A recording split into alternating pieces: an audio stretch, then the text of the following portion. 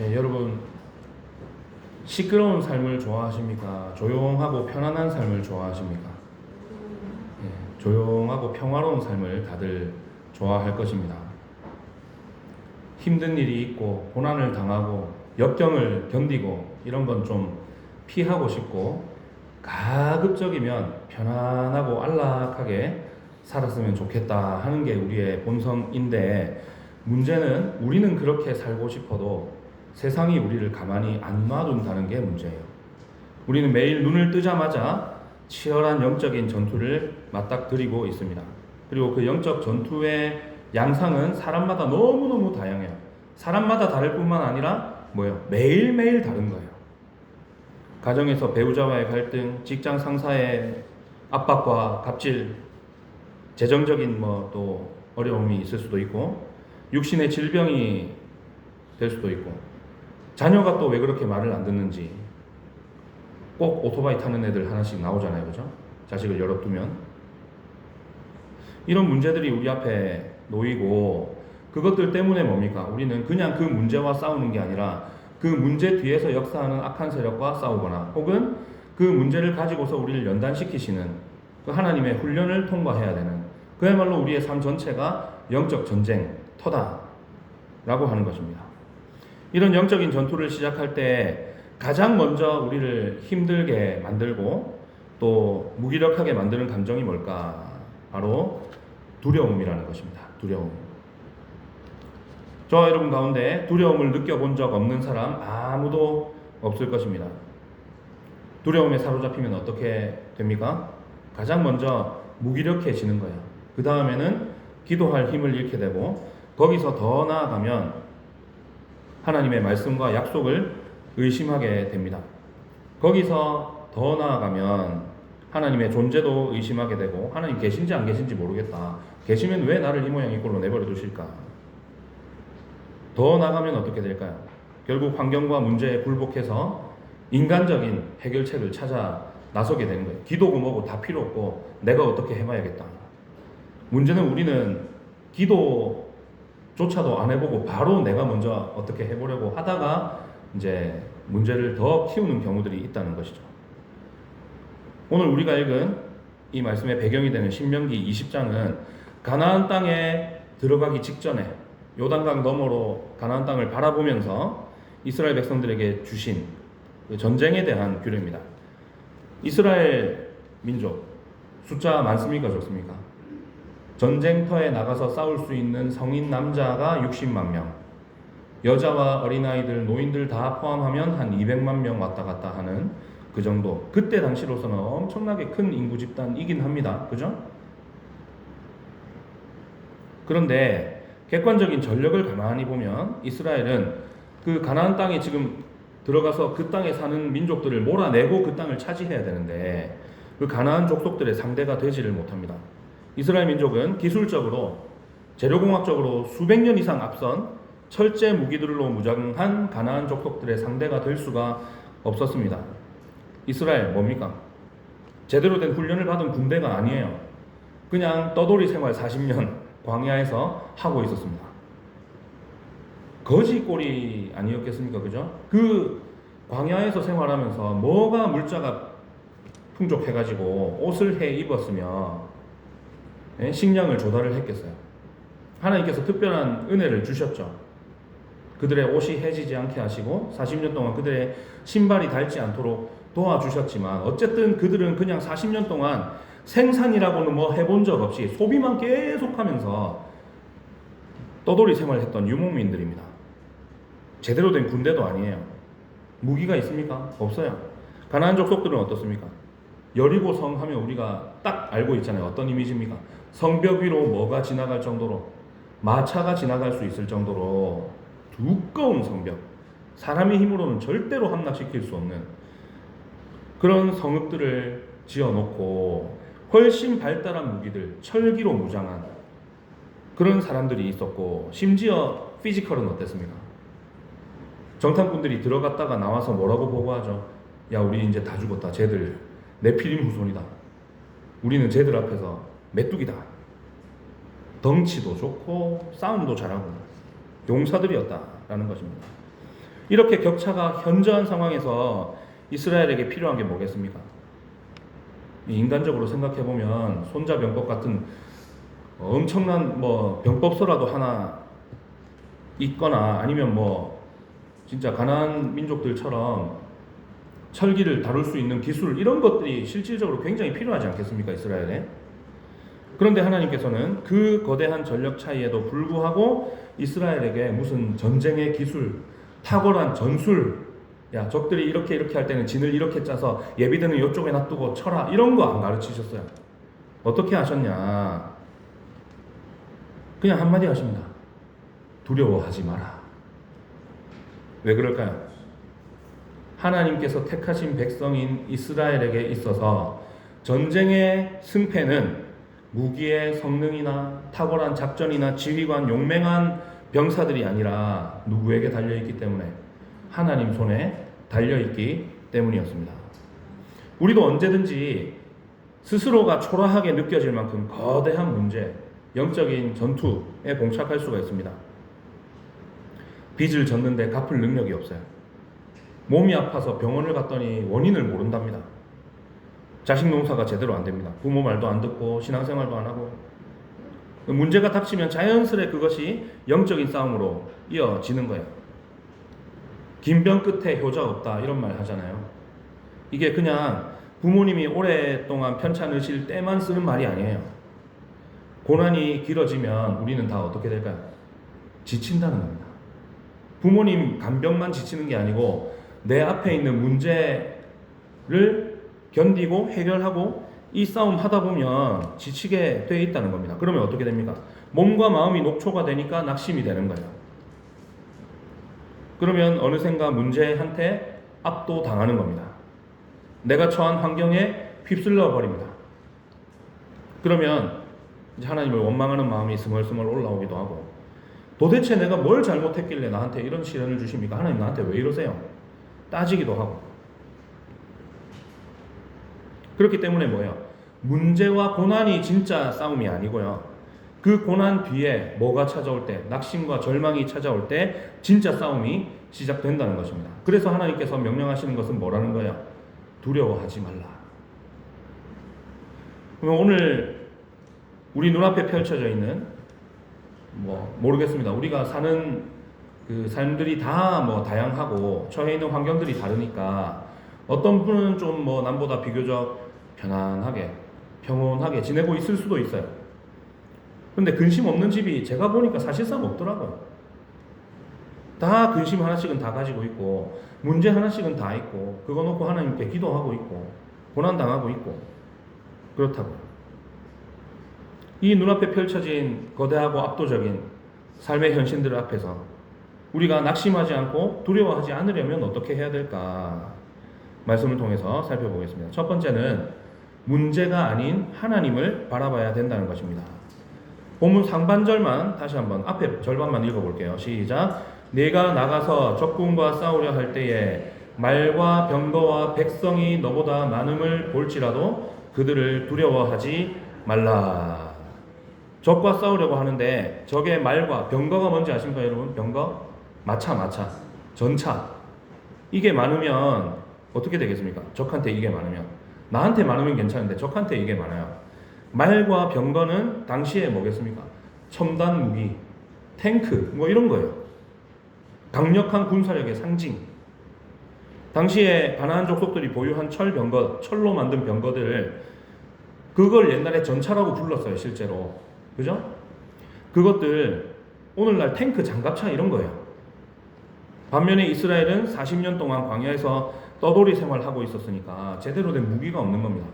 무기라고 해봤자 물맷돌, 그죠? 끈에다가 돌 딱 놔두고 그 슬링이라고 하는데 돌려서 한쪽 끝을 놓으면 날아가서 이제 적의 이마를 맞추는 물맷돌. 그거 원거리 투척 무기로 이렇게 물맷돌 부대 있었을 거고 좀 족장급 되는 이런 사람들이 겨우 칼 하나 정도 이렇게 들고 있었을 거고.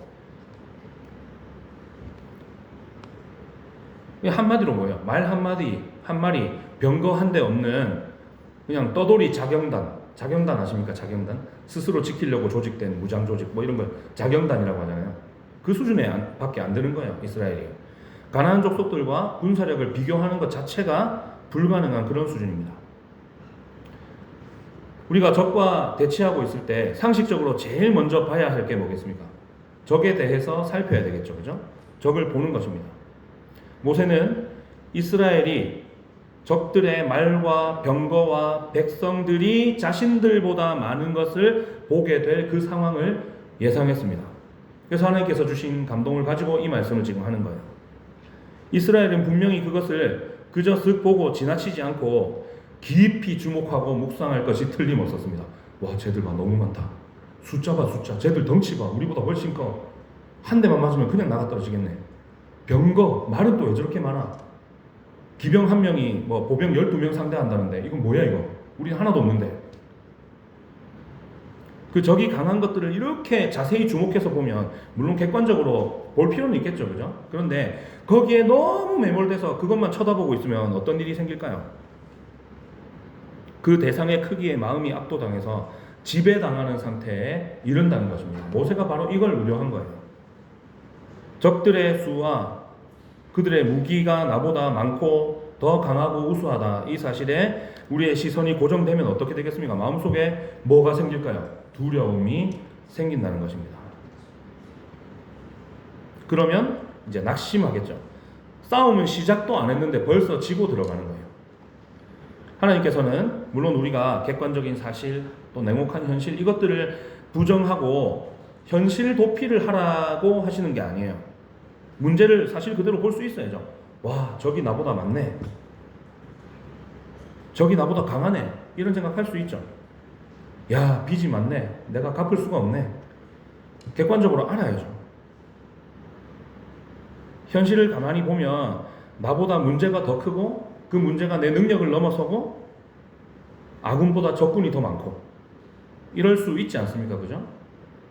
그러나 시선을 적을 향해서만 두고 있으면 된다고요? 안 된다고요? 안 된다는 겁니다.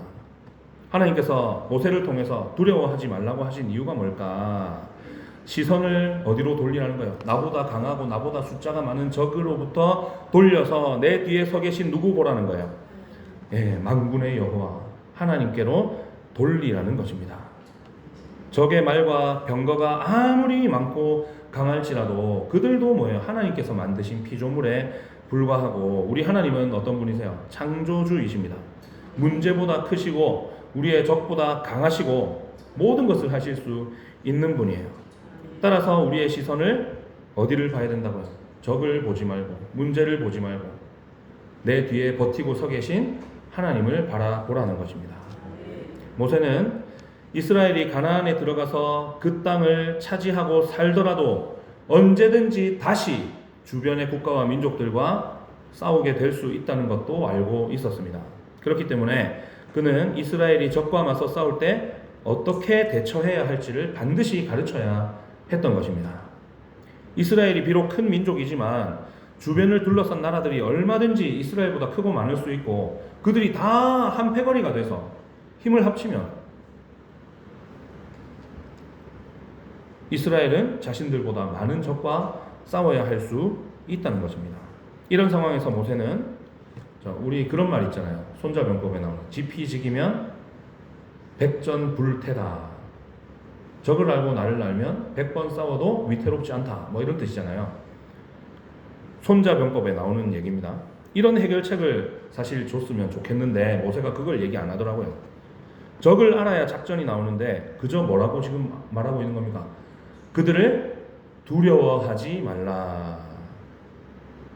오늘날 우리 눈앞에 펼쳐진 말과 병거, 영적 전쟁에서 우리를 넘어뜨릴 수 있는 문제와 또 내가 보기에 너무 커 보이고 내가 해결할 수 없어 보이는 고난들 무엇입니까? 날이 갈수록 줄어드는 통장 잔고, 냉혹한 경쟁에서 이기지 못하면 넘을 수 없을 것만 같은 취업의 장벽. 참 우리 청년들 보면 너무 안타깝더라고요. 취직이 너무 힘들어요. 취업이. 육체의 질병, 도무지 해결될 기미가 안 보이는 자녀 문제, 우리 능력을 넘어서는 문제들이 다 여기 들어가는 거예요. 우리를 압도하는 문제들에 우리가 끊임없이 환경이라는 그리고 문제라는 말과 병거를 바라보는 것입니다. 문제가 안 풀리면 인생 끝장날 것 같고, 여기서 실패하면 두 번 다시 못 일어날 것 같고, 그래서 뭡니까? 세상의 문제를 지나치게 깊이 바라보고 계속해서 나 힘든 것만 생각하고 되뇌이다가 결국 탈진해 버리는 거예요. 그러면 어떻게 되겠습니까? 영적으로 무기력한 상태에 놓이게 되는 것입니다. 세상 사람들은 뭐 당연한 반응이에요. 문제의 크기를 보면 한숨 쉬고 절망하고 두려워하고 외롭고, 그죠? 그런데 정말 우리 그리스도인들은 감사한 게 뭐냐면 최소한 외롭지는 않다는 거예요. 왜냐하면 이 모든 일에 대해서 다 아시는 분이, 나와 함께 아파하시고 눈물 흘리시고 나와 함께 걸으시는 분이 계시다는 겁니다. 누굽니까? 예, 하나님이시죠. 여러분, 우리는 그래서 세상 사람들과 달라야 되는 거예요. 우리가 어떤 사람들입니까? 성도가 어떤 사람이고 그리스도인이 어떤 사람들이에요? 눈에 보이는 현실과 문제보다 그 뒤에서 온 우주를 주관하시는 하나님의 크기를 보는 사람들이라는 것입니다. 문제를 실제보다 더 키워서 보지도 말고 살아계신 하나님을 바라보시기를 축복합니다. 매일 아침 눈 뜰 때 세상의 뉴스나 그 염려가 되는 소식들, 그런 것들을 묵상하기 전에 가장 먼저 우리가 뭘 접하는 게 좋을까요? 뭐 영적 전쟁은 당연히 하는 것이고 원하든 원하지 않든 당연히 하는 것인데, 그러면 우리가 뭘 해야 되겠어요? 말씀과 기도로 무장해야 되지 않겠습니까? 예, 하루를 시작할 때 가장 먼저 말씀과 기도로 하나님과 교제하시고 그분을 바라보시기를 축복합니다. 우리의 시선을 문제에서 하나님께로 돌릴 때 우리를 짓누르던 두려움이 저 멀리 사라져갈 줄을 믿습니다. 두 번째는 나를 위기에서 건져주신 하나님의 손길을 기억해야 된다는 것입니다. 하반절에 또 읽어보겠습니다. 시작. 애굽 땅에서 너를 인도하여 내신 내 하나님 여호와께서 너와 함께 하시느니라. 모세는 두려워 떨 수밖에 없는 이스라엘에게 누구를 소개하고 있습니까? 하나님을 소개하고 있습니다. 그 하나님이 어떤 분이고 어떤 일을 하셨습니까? 애굽 땅에서 이스라엘을 구출해 내셨습니다. 지금 이스라엘 백성들이 대치하고 있는 곳은, 적과 대치하고 있는 곳은 어디냐? 요단강 너머로 가나안 땅이 보이는 국경지대예요. 그런데 하나님은 가나안 족속들과의 전투를 앞둔 이스라엘 백성들에게 40년 전에 일어났던 출애굽 사건을 상기시키고 계신 것입니다. 왜 지금 이 시점에 옛날 얘기를 꺼내시는 걸까? 인간의 본성이 가진 가장 치명적인 영적 질병, 그게 뭘까요? 건망증, 기억상실.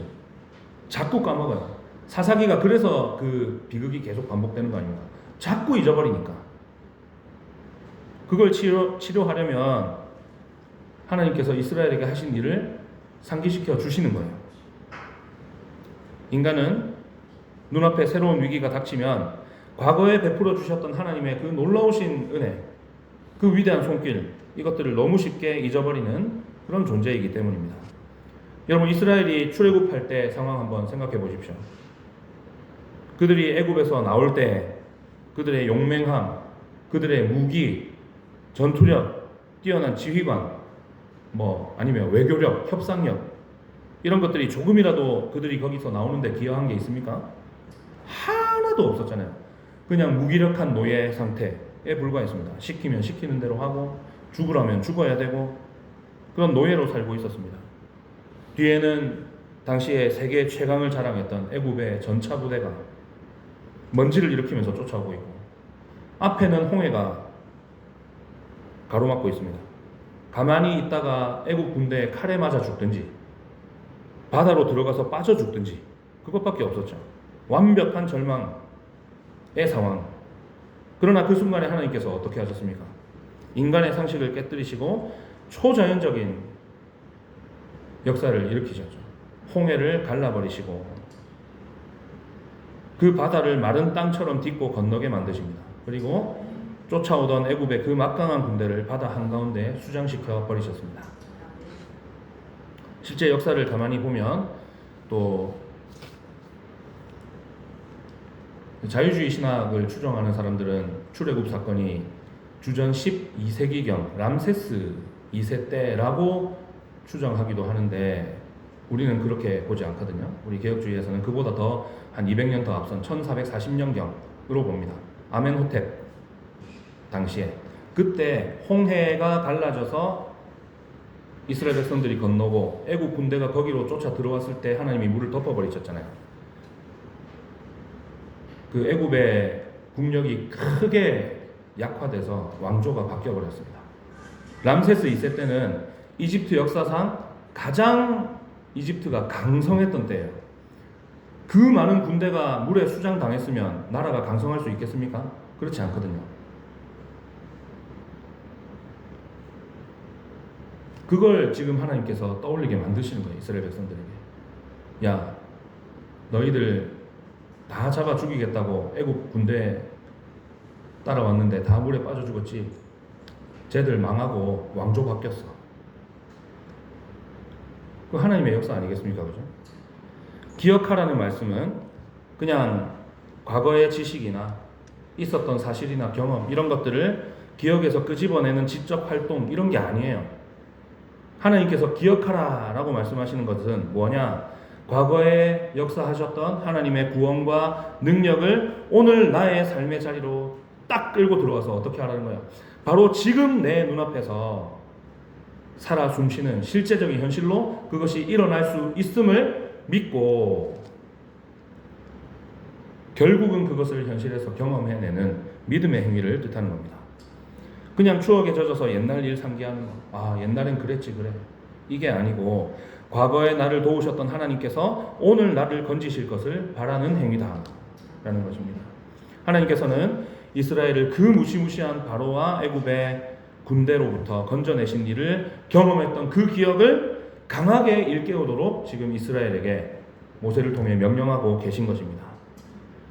오늘날 신약 시대를 살아가는 우리 그리스도인들에게는 구약의 이스라엘이 경험한 출애굽보다 훨씬 더 위대하고 훨씬 더 확실한 구원의 경험이 있습니다. 그게 뭘까요? 예수 그리스도의 십자가 사건. 사망 권세를 깨뜨리시고 부활하신 그 사건이라는 것입니다. 우리는 본질상 진노의 자녀였고 마귀와 죄악의 비참한 노예들 아니었습니까? 우리 스스로 힘으로는 단 한 걸음도 그 어둠의 권세에서 빠져나올 수가 없었습니다. 그러나 하나님께서는 독생자 예수 그리스도를 이 땅에 보내셔서 십자가에서 피 흘려 죽게 하심으로 저와 여러분을 영원한 사망과 심판에서 건져내셨습니다.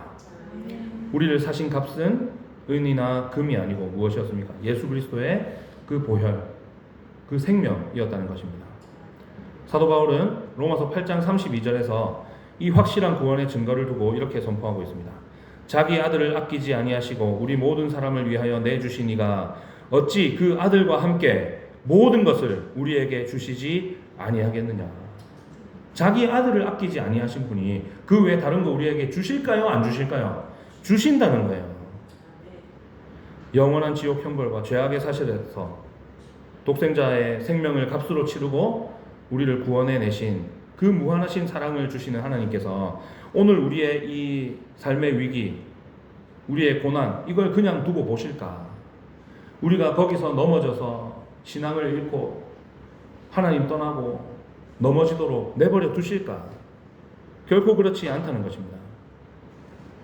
그런데 우리는 연약해서 매번 그러고 있다는 거예요. 새로운 위기 앞에서 하나님을 만나본 적 없는 사람처럼 불안해하고 의심하고 저는 걱정 안 할까요? 한다고요. 그게 우리의 연약함이라는 것입니다. 영적인 치매 상태 아니겠습니까? 그죠? 자꾸만 까먹어요. 하나님은 분명히 나를 건져 주셨고 지금도 그렇게 하실 수 있고 앞으로도 그렇게 하실 건데 그 지금 당장에 당한 이 위기를 보고서 두려움에 사로잡힌다는 것입니다. 낙심과 두려움이 우리의 영혼을 흔들 때마다 원망의 소리를 내뱉기 전에 먼저 해야 될 일이 뭐냐?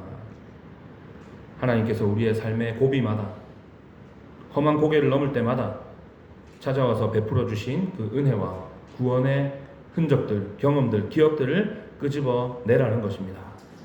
도무지 길이 보이지 않던 시절에 생각지도 못한 방법으로 길을 열어주신 일들, 도저히 감당할 수 없을 것 같았던 슬픔을 말로 못할 위로로 어루만져 주신 시간들, 의지적으로 떠올리시기를 바랍니다. 언제요? 두려움이 엄습해올 때. 여기까지 나를 도우신 하나님이 오늘 내 앞을 막아선 요단강도, 저 가나안 족속들의 말과 병거도 모두 무찔러 주실 것입니다. 이것을 떠올리는 것이야말로 오늘 우리가 두려움을 이겨내는 가장 확실한 무기임을 기억하시기 바랍니다. 세 번째는 함께 하시는 하나님을 신뢰해야 된다는 것입니다. 본문의 마지막 선포 뭐라고 되어 있습니까? 하나님께서 어떻게 하신다고요? 너와 함께 하시느니라. 하나님이 우리와 함께 하신다. 임마누엘. 이스라엘 백성들이 가나안 군대와 치러야 할 그 전쟁의 승패는 무기의 성능, 칼이 얼마나 단단하냐, 나를 얼마나 날카롭게 잘 갈았냐, 병력의 숫자, 아니면 뭐 훈련이 얼마나 잘 돼 있냐, 이런 걸로 좌우되지 않는다는 것입니다. 객관적인 전력 차이가 아무리 심각해도 유일한 변수는 뭐예요? 하나님께서 그들과 함께 하시냐 안 하시냐, 그거밖에 없다는 거예요. 성경은 전쟁이 인간의 지혜, 무기, 세상의 말과 병거에 속한 것이 아니고 누구에게 속했다고 가르칩니까? 하나님께 속했다고 끊임없이 가르치고 있음을 기억하시기 바랍니다. 여기서 하나님이 이스라엘과 함께 하신다는 말씀은 그냥 뭐예요? 함께, 야 옆에 같이 있을게, 옆에서 네 알아서 잘 해봐, 내 옆에 있을게, 이걸까요? 가만히 있는 게 아니에요. 적극적으로 우리의 삶에, 우리의 문제에, 우리의 상황에 개입하셔서 그것들을 다스리시고 통제하시고 나를 상하지 않도록 지키시고 도우신다는 약속 아니겠습니까? 그래서 이 말씀은 우리 신앙에서 아주 중요한 의미를 담고 있는 것입니다. 하나님께서 친히 이스라엘의 군대의 지휘관, 대장이 되어주셔서 이스라엘보다 먼저 앞서 나가서 적들과 싸우시겠다는 약속입니다. 전능하신 하나님께서 우리의 대장이 되어 앞서 싸우시면 어떻게 될까요?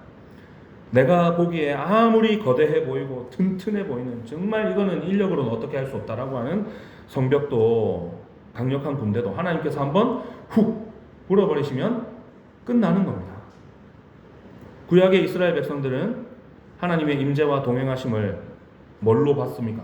눈에 보이는 구름 기둥과 불 기둥, 그리고 언약궤가 모셔져 있는 성막을 통해서 경험했죠. 이 경험이 완전했느냐? 제한적이지 않았습니까? 그들이 하나님께 나아가려면 누구를 통해서 나가야 되죠?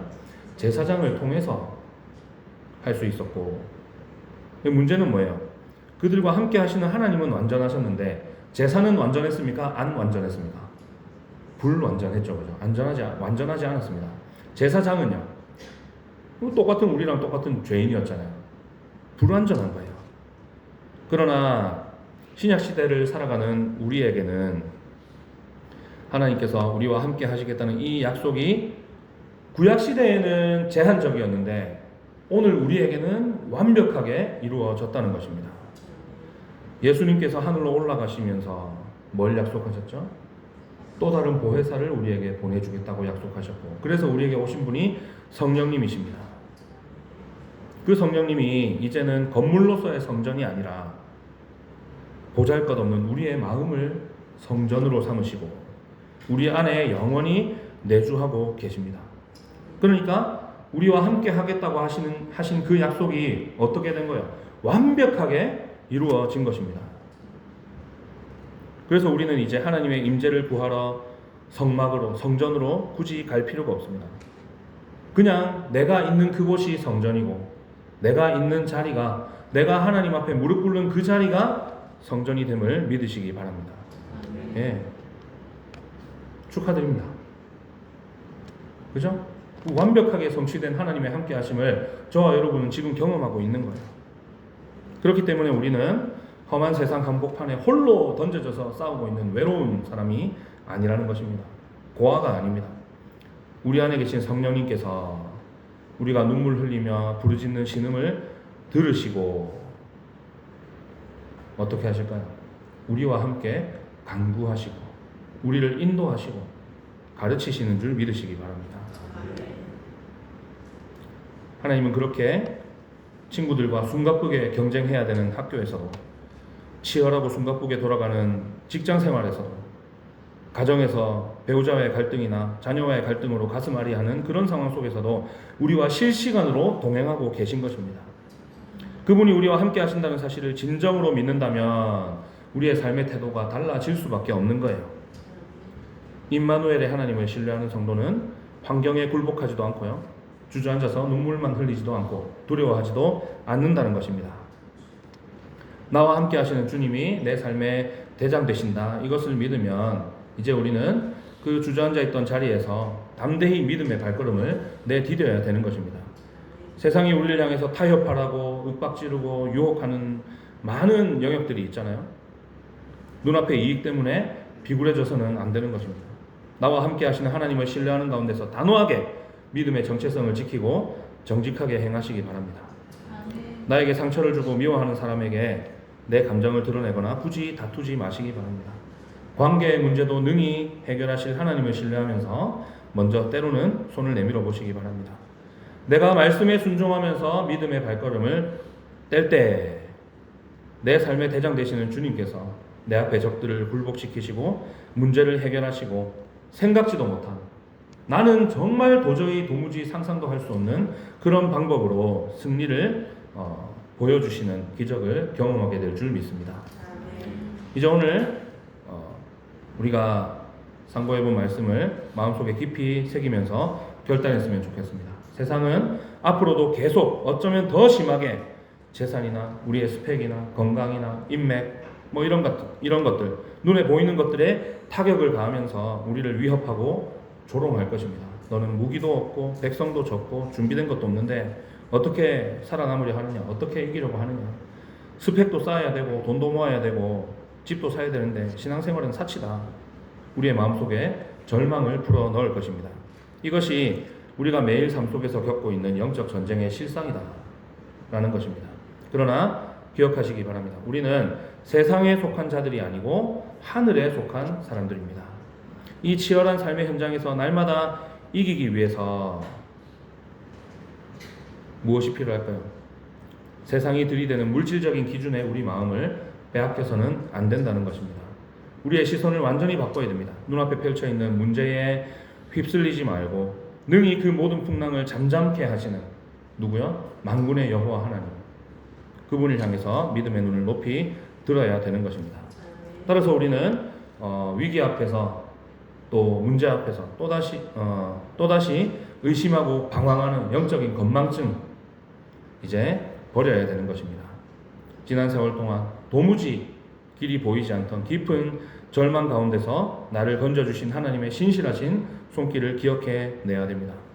무엇보다 나 같은 죄인을 살리시려고 십자가에서 물과 피를 다 쏟고 가신 주님의 십자가 사랑과 구원의 은혜를 가슴에 강하게 새기고 기억할 때 세상의 어떤 문제도 우리를 결코 흔들지 못한다는 사실을 믿으시기 바랍니다. 뿐만 아니라 그 살아계신 하나님이 저 멀리 하늘 꼭대기에서 내려다보기만 하는 방관자가 아니고 지금 나와 함께 계셔서 우리 삶의 모든 치열한 영적 전쟁터에서 가장 앞장서 나가서 싸우시는 우리의 대장이 되어 주십니다. 주님이 이미 다 이겨놓으신 싸움에 우리가 참전하고 있는 거예요. 따라서 더 이상 낙심과 좌절에 매몰돼서 탄식하지 마시기 바랍니다. 두려움은 하나님이 우리에게 주신 마음이 아니기 때문입니다. 전쟁의 승패는 이미 뭡니까? 십자가 위에서 다 이루었다고 선언하신 예수 그리스도로 말미암아 완전하게 결정되어 있습니다. 그들을 두려워하지 말라. 너와 함께 하시느니라. 이 언약의 말씀을 마음에 새기시고 가슴을 펴시기 바랍니다. 오늘 말씀을 기억하면서 이 한 주간 우리 앞에 놓인 문제들을 잘 한번 정리해 보시기 바랍니다. 그리고 그것들을 하나님 앞에 내려놓으시기 바랍니다. 문제에 압도당해서 절망하지 말고 문제보다 크신 하나님, 반드시 이기게 하실 우리의 하늘 아버지께 모든 것을 맡기고 평안을 누리는 가운데서 마침내 삶의 모든 전투에서 승리의 노래를 부르는 복되고 영화로운 인생으로 살아갈 수 있는 저와 여러분이 되시기를 주님의 이름으로 축원합니다. 다시 자리에서 일어나셔서 찬양하도록 하겠습니다.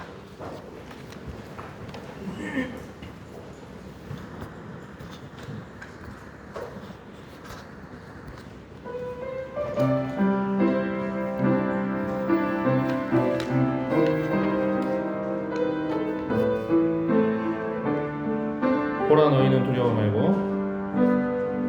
보라 너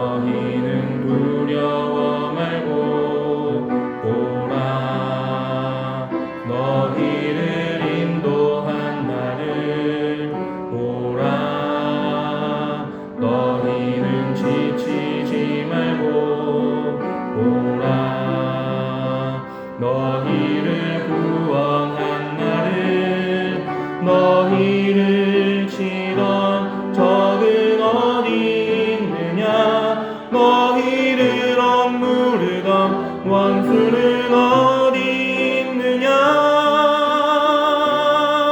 보라 하나님 구원은,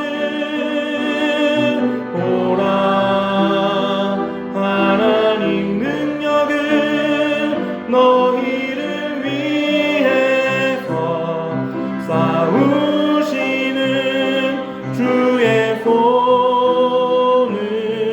보라. 보라 하나님 구원은, 보라 하나님 능력은 너희를 위해서 싸우시는 주의 손. 처음부터 다시 한번 찬양합시다. 보라 너희는 두려워 말고, 보라 너희는 두려워 말고, 보라 너희를 인도한 나를, 보라 너희는 지치지 말고, 보라 너희를 구원한 나를, 너희를 치던 적은 어디 있느냐. 너희를 억누르던 원수는 어디 있느냐. 보라 하나님 구원을, 보라 하나님 능력은 너희를 위해서 싸우시는 주의 손을 보라. 보라 하나님 구원을, 보라 하나님 능력은 너희를 위해서 싸우시는 주의 손을. 이 반주 계속해 주시고요.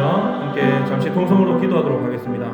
하나님 앞에 우리의 문제들을 내려놓으시기 바랍니다. 하나님, 우리에게 이러한 문제가 있습니다. 내 삶을 가로막고 있는 이러한 영적인 전쟁의 현장들이 있습니다. 하나님, 나를 불쌍히 여겨주시고 하나님께서 나를 구원하신 그것들을 기억하면서 두려워하지 않고 하나님께서 내게 맡기신 사명과 또 하나님께서 내게 가르고 하신 그 말씀의 길을 걸어갈 수 있도록 도와주시고, 그렇게 담대한 믿음으로 말씀에 순종하며 한 걸음 한 걸음 나아갈 때에 우리의 문제 가운데 하나님께서 개입해 주셔서 이 모든 것들을 해결해 주시고 우리를 건지신 하나님의 구원의 손길을 경험할 수 있도록 우리와 함께하여 주시옵소서. 우리 간절히 한번 기도하러 가겠습니다. 기도하겠습니다. 하나님 아버지, 우리의 삶을 가로막고 있는 많은 문제들과 또 영적인 전쟁의 현장들을 아버지 앞에 내려놓습니다. 나는 할 수 없고 나는 해결할 수 없고 이것들을 이겨낼 능력도 없음을 고백합니다. 오랜 고난으로 지치고 쓰러져 있는 우리 성도들을 또한 아버지께서 기억해 주시기를 소원합니다. 하나님, 우리를 어루만져 주시고 두려워하지 말라 하셨사오니 우리가 담대한 믿음으로 아버지 앞에 이 문제들을 내려놓고 그저 우리에게 가라고 하신 믿음의 길을 걸어가게 하시고, 그때에 또한 아버지께서 피할 길을 내시고 우리의 삶 가운데 개입하시고 다스리시는 것들을 경험할 수 있도록 도와주시옵소서. 참으로 하나님께서 나와 함께 하시고 나를 건지셨노라고 고백하는 우리의 믿음이 될 수 있도록 도와주시기를 간절히 소원합니다. 이것으로 아버지께 영광 돌리는 우리의 삶이 되게 해주시고 세상의 그 어떤 풍파에도 흔들리지 않고 믿음의 길을 걸어가는 담대한 믿음의 사람들이 될 수 있도록 우리 가운데 함께하여 주시옵소서. 하나님, 그 어떠한 것도 우리의 믿음을 흔들지 못하게 하시고 우리를 지키시고 보호하시는 하나님의 손길을 경험할 수 있도록 우리와 함께하여 주시옵소서.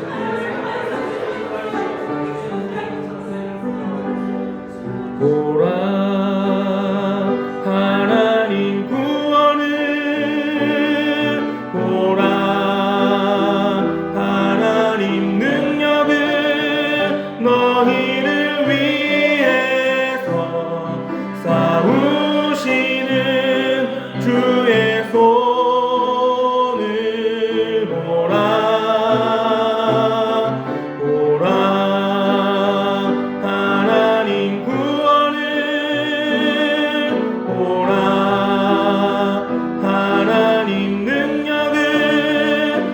너희를 위해서 싸우시는 주의 손을 보라. 하나님 아버지, 내 힘으로 감당할 수 없는 문제와 고난 앞에서 늘 위축되고 두려워하며 염려와 불안으로 일관하며 살아온 우리의 믿음 없음을 불쌍히 여기시고 용서하여 주시옵소서. 인생의 깊은 수렁과 절망 가운데서 우리를 건져주신 은혜를 잊지 않게 하시고 지금도 나와 동행하시며 나보다 앞서 싸우시는 대장 되신 하나님의 이름을 온전히 신뢰하게 도와주시옵소서. 염려 대신 뜨거운 기도로, 낙심 대신 기쁨의 찬송으로 무장하게 하시고 이 한 주간 가정과 일터와 삶의 모든 영역에서 만나게 될 영적 전투에서 넉넉히 이기게 도와주시옵소서. 주 예수님의 이름으로 기도하옵나이다. 아멘. 주 예수 그리스도의 은혜와 하나님 아버지의 사랑과 성령님의 교통하심이 오늘 주 앞에 나와 머리 숙여 경배하는 주의 모든 백성들과 그들의 가정과 산동교회 위에 영원토록 함께 있을지어다. 아멘.